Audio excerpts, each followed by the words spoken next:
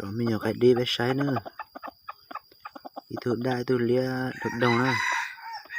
Tôi bé xịp lâu vậy cái củ lia kia tôi bé nè.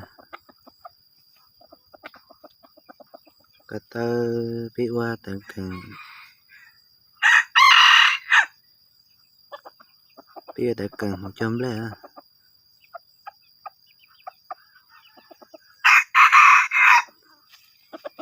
Phở nó vậy phở cánh rồi xong nó.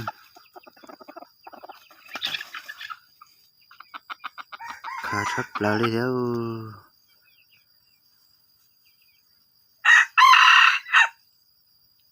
Tụi bé chứ còn đơn đó sao rong rong tan đó sao mà mua tụi nó qua tức là ca họ sao chuyện trắng tụi nó nè tụi đá nó quay à nó qua nó cái cụ trình trai nếu cho mình đi nè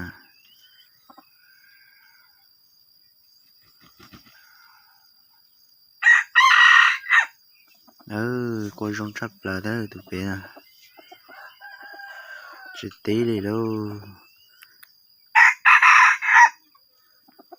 tụi nó về qua tông cái cụ thế nào rồi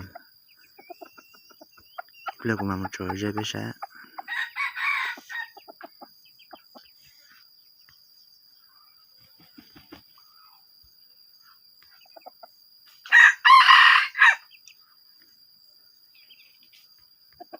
của nhau dễ thay hơn chỉ chú là đấy